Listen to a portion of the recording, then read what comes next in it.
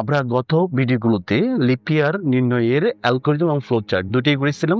চলো আজকে আমরা একটি বছর অধিবর্ষ কিনা সেটা নির্ণয়ের প্রোগ্রামটা দেখি। তুমি দেখো, একটা বছর অধিবর্ষ তখনই হবে যদি সেটা 400 দ্বারা ভাগ করা যায় এবং 4 দ্বারা ভাগ করে নিঃশেষে বিভাজ্য হয়, অর্থাৎ বাকি শূন্য হয়, তখন লিপ ইয়ার।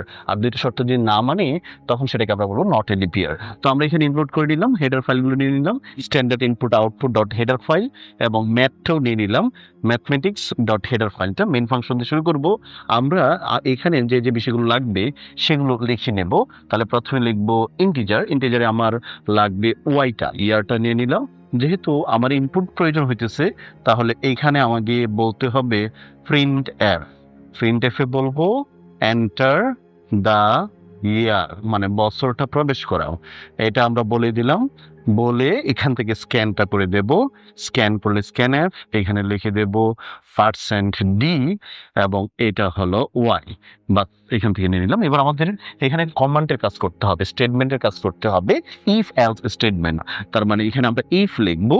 প্রথম শর্তটা হলো যদি ওয়াইকে 400 দ্বারা ভাগ করে বাক্সের শূন্য হয় এবং সেটাকে যদি আমরা 100 দ্বারা ভাগ না করতে পারি, তখন কি হবে?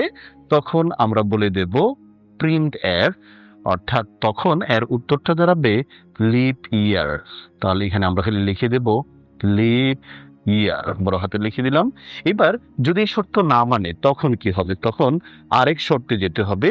তাহলে সেখানে গিয়ে আমরা লিখবো এলস ইফ সেটা যদি 4 দ্বারা ভাগ যায়, তখনও সেটা কি হয়ে যাবে? লিপ ইয়ার হয়ে যাবে। 400 দ্বারা ভাগ গেলে অথবা 4 দ্বারা ভাগ গেলে দুইটা শর্তের যে কোনো একটা হলেই সেটা কি হয়ে যায়?